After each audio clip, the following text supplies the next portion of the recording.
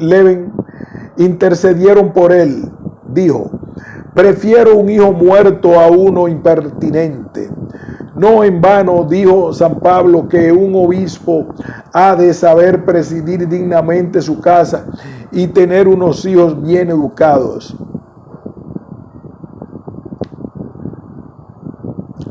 Nosotros, los predicadores, hemos sido elevados a tan alto rango que estamos obligados a dar estos bellacos. Nosotros, los predicadores, hemos sido elevados a tan alto rango que estamos obligados a dar buen ejemplo a los demás. Nuestros descatados hijos, sin embargo, molestan a los demás. Quieren estos bellacos aprovecharse de nuestros privilegios. Sí, incluso aunque falten con frecuencia, aunque cometan toda clase de travesuras, sin yo advertirlas, porque no se me denuncian, se me ocultan, en concordancia con el proverbio vulgar. Somos los últimos en enterarnos de lo que sucede en nuestras casas. Solo llega a nuestra noticia cuando ha sido ya divulgado por todas las callejuelas. Por eso hay que castigarlos.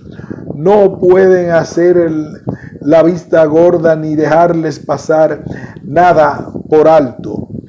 Lutero: me parezco a Abraham, porque soy el abuelo de todos los hijos de los frailes, sacerdotes y monjas que engendraron con generosidad. Soy el padre de un gran pueblo. Las mujeres se velan, como dijo el apóstol, a causa de los ángeles, y yo tengo que ponerme los pantalones a causa de las vírgenes. Ocupaciones. Soy un hombre muy ocupado, tengo que desempeñar 4 trabajos, cada uno de los cuales necesitaría para un cumplimiento la dedicación exclusiva de una persona. Tengo que predicar en público 4 veces por semana, dictar 2 veces lecciones, oír las causas, escribir cartas y además escribir libros para el público. No obstante, Dios me ha provisto bien al darme una mujer excelente que cuida de todos sus asuntos familiares para que yo no me tenga que ocupar además de este menester. El predicador. La misión del predicador. Decía el doctor Martín Lutero que Dios había obrado maravillas al encomendarnos a todos, pobres pecadores, el quehacer de predicar su palabra y de dirigir los corazones que no conocemos. Pero es una misión de Dios nuestro Señor que nos dice: oye, tú tienes que predicar, que de que fructifique ya me encargaré yo. Yo conozco los corazones de los hombres. Esto tiene que servirnos de consuelo a los predicadores. Deja que el mundo se ría y ridiculice tu oficio, y ríete tú también. Sé cuenta del emperador Maximiliano, que en cierta ocasión rompió a reír con todas sus ganas cuando se le preguntó por el motivo de reírse tan destempladamente. Su cesárea majestad respondió al día siguiente: me río porque pienso en lo bien que Dios ha provisto sus 2 gobiernos al encomendar el espiritual a un mierda borracho y clerical, es decir, al Papa Julio, y el civil a un cazagamuzas como yo. El predicador ideal. Un buen predicador ha de estar adornado de los atributos siguientes. 1. Que pueda enseñar de forma correcta y ordenada una materia sutil. 2. Que tenga una cabeza muy clara. 3. Que sea muy elocuente. 4. Que tenga buena voz. 5. Ha de disfrutar de muy buena memoria. 6. Que sepa acabar a tiempo. 7. Tiene que dominar la materia y entregarse a diligencia a su estudio. Tiene que arriesgar cuerpo y vida, bienes y honor. Que esté dispuesto a que todo el mundo se ría de él. Dijo el doctor a Cordato: el predicador que suba al púlpito, que abra la boca y que se calle, es decir, que sea llamado, que instruya con dedicación y claridad y que no canse a los oyentes con exceso de palabrería. Un predicador es como un carpintero, su instrumental es la palabra de Dios, y como los sujetos con los que tiene que trabajar son tan distintos, no debe cantar siempre la misma canción, impartiendo la enseñanza uniformemente, sino que a tenor de los oyentes variados, a ratos tendrá que amenazar, asustar, castigar, increpar, consolar, espiar, etcétera. Hay con qué facilidad se inclina y se dispone uno a enseñar a los demás, pero no a sí mismo. El catecismo es la mejor y más completa doctrina.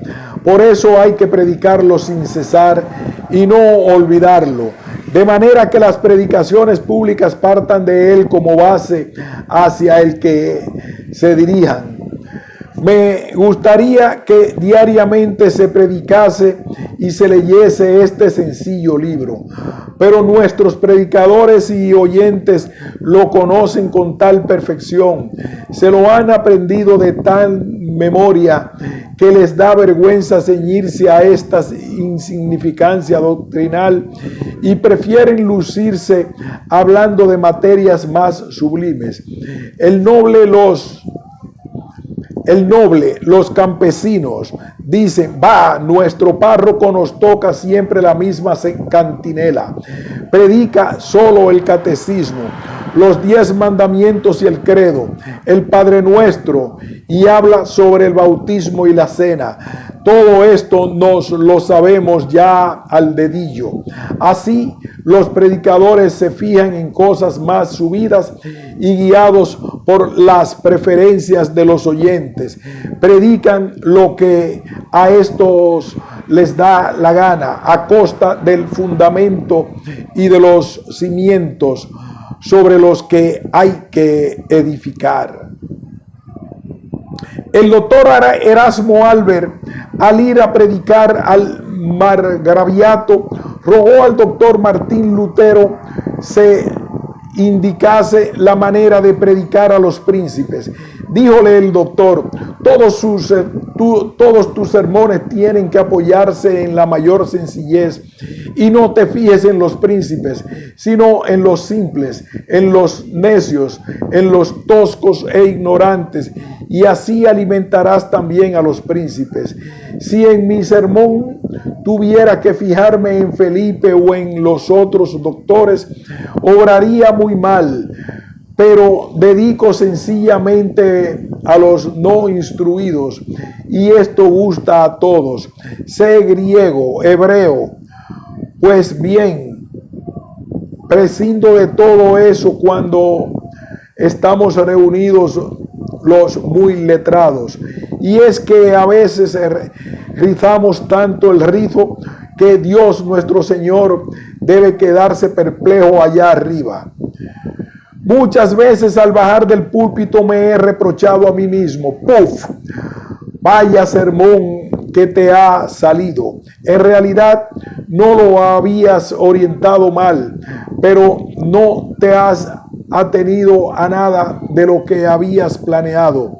E inmediatamente me han alabado este mismo sermón con enorme entusiasmo como el mejor, el más hermoso de cuantos en mucho tiempo hubiera predicado.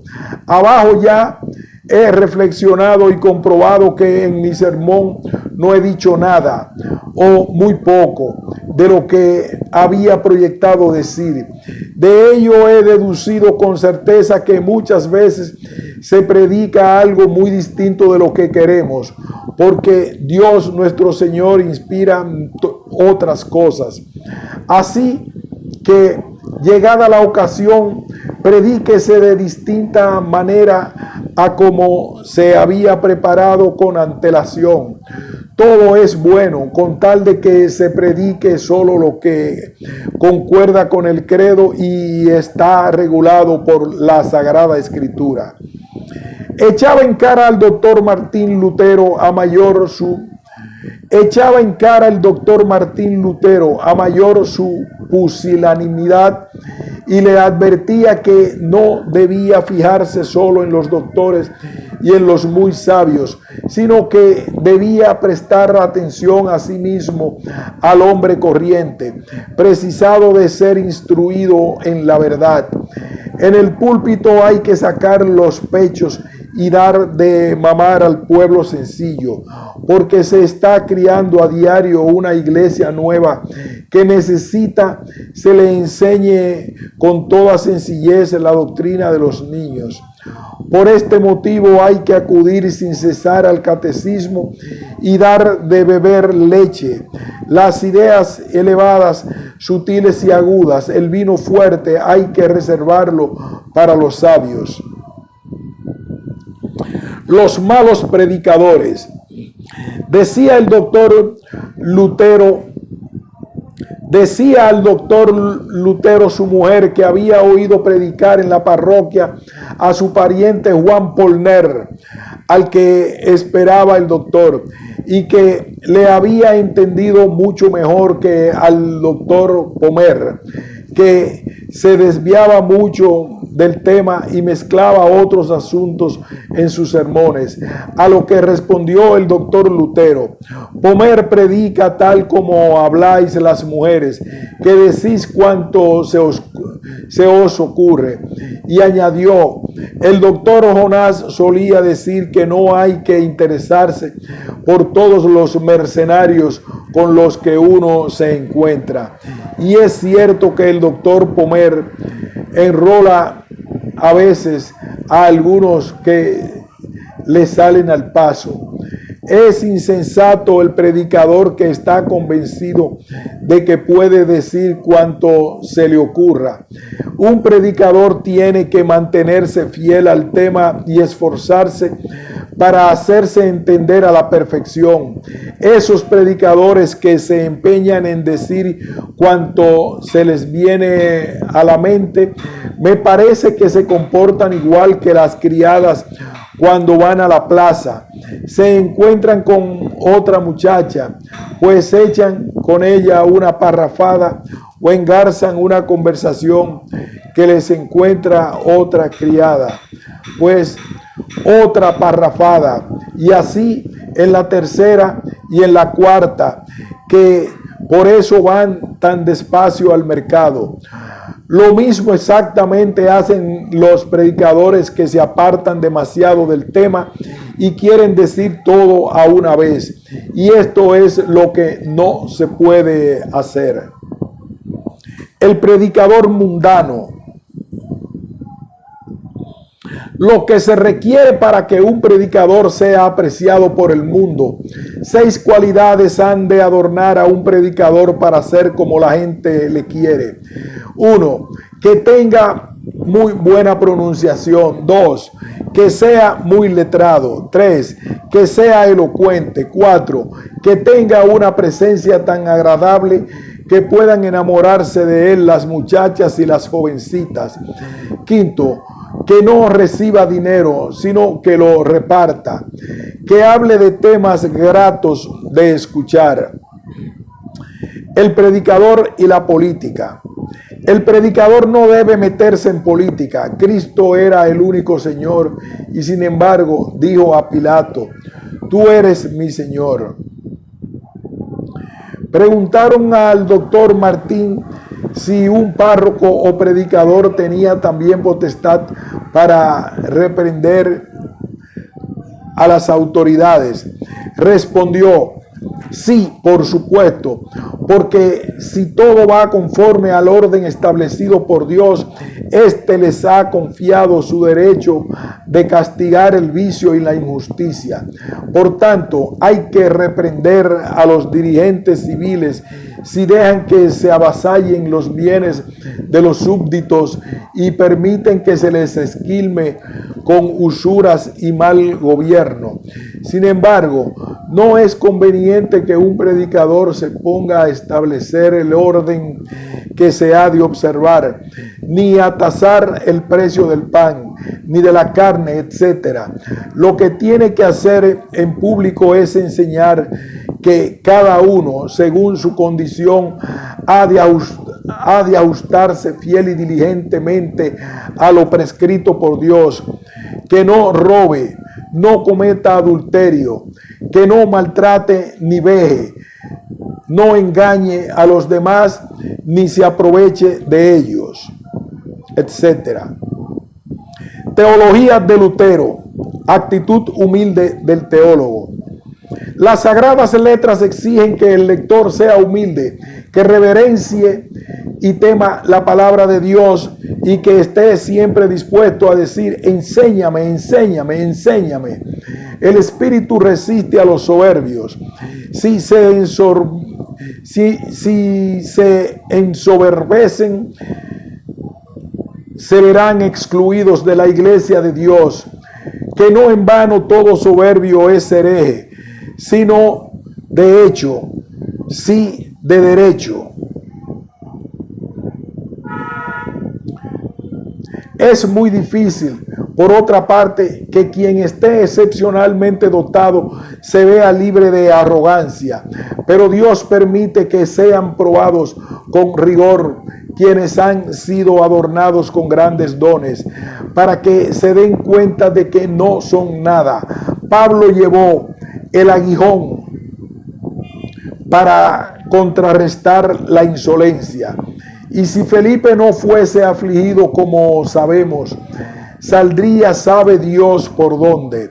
Temo por Jacob y por Agrícola, como les dé por ensoberbecerse y por despreciar a sus maestros. Yo conocía el espíritu de Munzer, de Zwinglio y de Karlstadt, la soberbia que arrojó a los ángeles del cielo echará a perder al predicador. Por eso, en el estudio de la teología, lo que cuenta es la humildad. Bueno y alegre. Al contemplar el doctor Martín los rebaños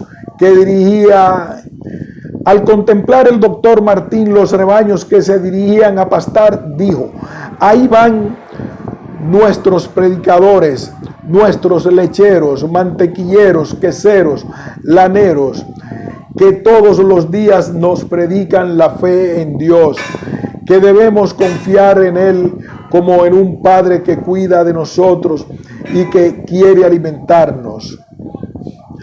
A eso del atardecer llegaban dos pajarillos que andaban construyendo un nido en el jardín del doctor, pero que no hacían más que revoltear, espantados de cuantos por allí pasaban. A eso del atardecer llegaban dos pajarillos que andaban construyendo un nido en el jardín del doctor, pero que no hacían más que revolotear, espantados de cuantos por allí pasaban. Dijo entonces el doctor: no huyas, querido pajarillo. Si pudieras creerme, verías que te deseo todo bien. Así nos comportamos nosotros con Dios nuestro Señor, en el que no acabamos de creer y de confiar, a pesar de que nos desee y nos demuestre lo mejor. No nos va a hacer mal alguno quien nos entregó a su propio Hijo. La tristeza procede solo de Satanás. Has de concluir que todo lo que tiene La tristeza procede solo de Satanás. Has de concluir que todo lo que suene a tristeza y a muerte es diabólico. Dios no entristece, no asusta ni mata. Es Dios de vivos. Para eso envió a su Hijo para que vivamos. Y murió para dominar a la muerte. Por ello, estad alegres, tened confianza. El mejor fármaco contra las tentaciones espirituales es la oración y la palabra. Cristo, el reconciliador. Sé muy bien que no me faltan motivos para exhortar con tanta vehemencia al conocimiento del Cristo verdadero y auténtico. No, que no es Cristo una persona que nos exija algo de lo nuestro. Es con mucha más propiedad un mediador que reconcilia a los pecadores del mundo entero con Dios. Por eso, y ya que eres un pecador, como en la realidad lo somos todos, no te lo imagines como un juez sentado en el arco iris, puesto que eso te llenará de terror y de desesperación.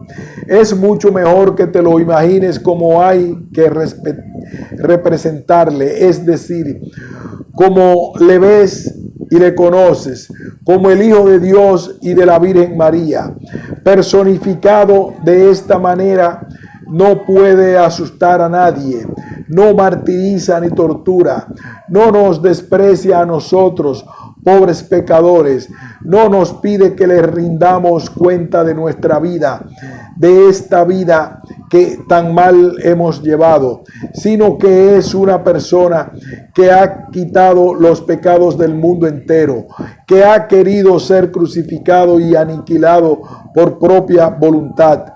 De esta forma es como tienes que irte acostumbrando a ver a Cristo, a conocer quién y qué es. De mucha utilidad te resultará aprender el significado de la palabra nuestros, es decir, que has de tener la certidumbre de que Cristo ha quitado no solo algunos, sino todos los pecados de todo el mundo, porque por todo el mundo se ha entregado cierta y verdaderamente, aunque no todo el mundo lo crea. Por eso no tiene que limitarte a reconocer que los tuyos son pecados verdaderos, sino que has de reconocer también que son pecados tuyos y de nadie más. Quiero decir que tienes que comprender y creer que Cristo no se ha entregado solo por los demás hombres, sino que lo ha hecho también por tus pecados. A esto me acojo yo sin vacilar, y tú no te desvíes nunca de esta figura de Cristo, que constituye también el deleite de los ángeles en el cielo, porque Cristo, según su retrato vivo, no es un Moisés, un carcelero o un verdugo, es un mediador que nos reconcilia a todos, pobres pecadores, con Dios, que nos regala su gracia, vida y justificación, que se ha entregado a sí mismo, no por nuestro mérito, por nuestra santidad o justicia, ni por nuestra honra o nuestras buenas obras, sino por nuestros pecados. Pues aunque Cristo en ocasiones interprete la ley y no es este su ministerio propio, para eso ha sido enviado por el Padre. Dios es incomprensible e invisible. Lo que pueda abarcarse y verse no es Dios. Dicho de otra manera, Dios es visible o invisible. Es visible en su palabra y en sus obras. No se le puede poseer ni faltan estas dos cosas, porque solo se deja encontrar allí donde se ha manifestado. Dios es incomprensible e invisible. Lo que pueda abarcarse y verse no es Dios. Dicho de otra manera, Dios es visible o invisible. Es visible en su palabra y en sus obras. No se le puede poseer ni si faltan estas dos cosas, porque solo se deja encontrar allí donde se ha manifestado.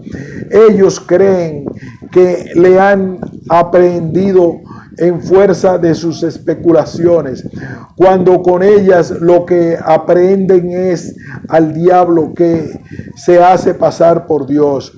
Quiero advertir a todos que no es conveniente lanzarse a los altos vuelos de la especulación, y que en este mundo es mucho mejor arrimarse al pesebre y a los pañales, donde yace la plenitud de la divinidad en persona, como dice Pablo a los colosenses.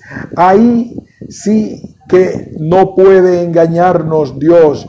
Ahí se halla con toda seguridad. Quisiera que no se olvidase esta norma después de mi muerte. A base de razón es imposible aprender y entender lo que es Dios al Creador. Por este motivo pensó, esto es inútil. La razón humana no puede alcanzarse porque le resulto demasiado grande y elevado. Voy a hacerme pequeño para que le sea imposible llegar a mí. Voy a darles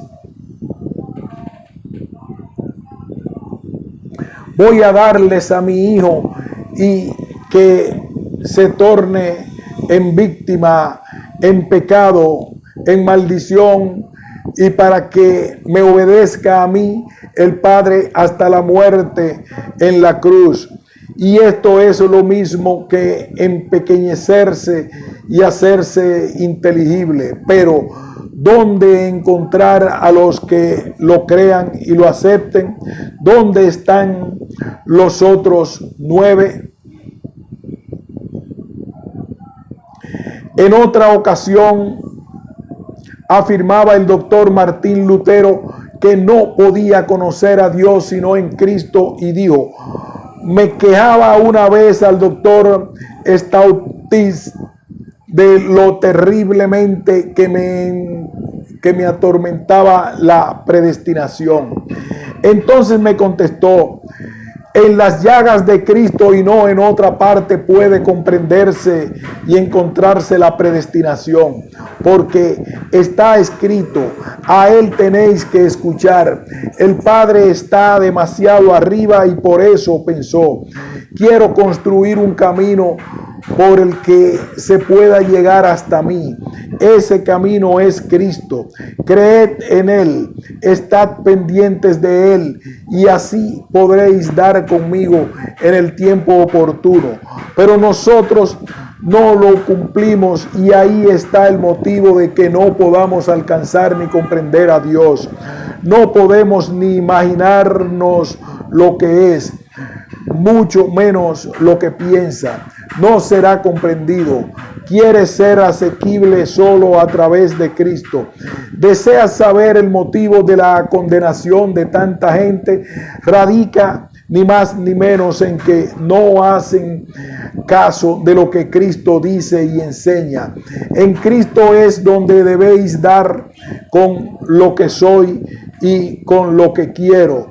Con Él, no en lugar ninguno del cielo o de la tierra, lo encontraréis. El cristiano pecador y confiado.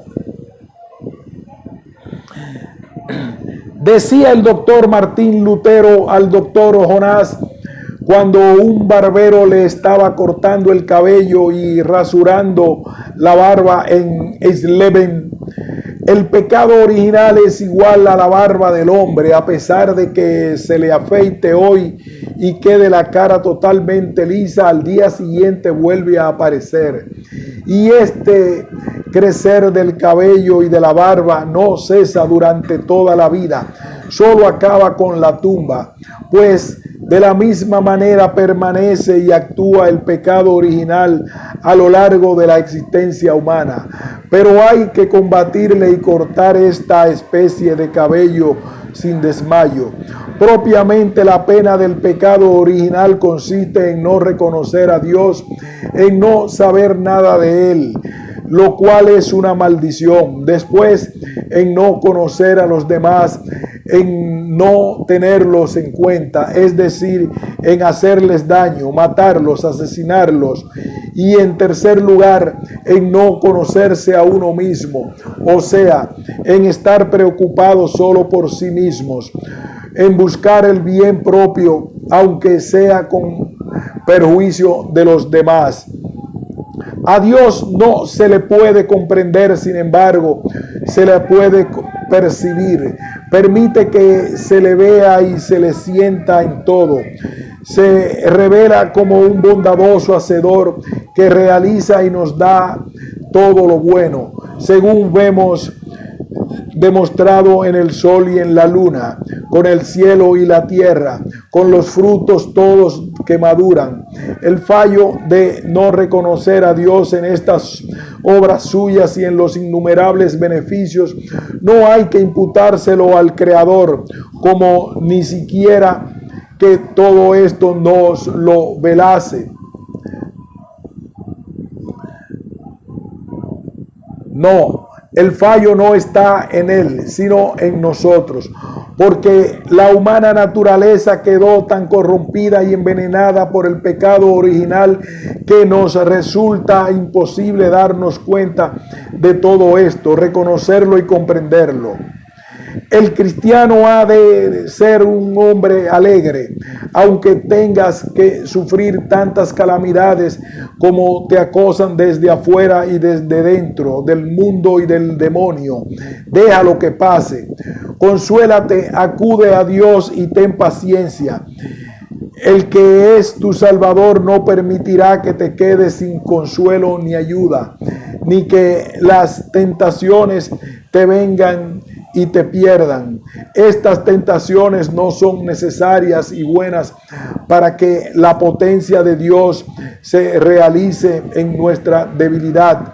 Los santos patriarcas, los profetas, los apóstoles fueron tan pusilánimes como no lo vamos a hacer nosotros, pobres, miserables y débiles gusanillos, ahora cuando la impiedad se ha apoderado de todo, enfriando la fe y la caridad y haciendo que desaparezcan casi por completo en la faz de la tierra. Pues a pesar de todo, ved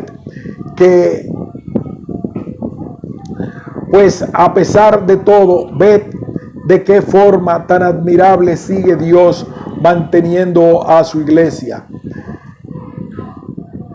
Dios goza con que comamos, bebamos, estemos alegres y disfrutemos de todas las criaturas, porque para eso las ha creado. No quiere Él, contra lo que solemos hacer, que nos quejemos de no habernos provisto suficientemente, ni de que no puedan alimentar y saciar nuestros cuerpos corruptibles, y solo para que le conozcamos como Dios nuestro y le agradezcamos sus dones. Después de la comida se habían servido uvas, nueces,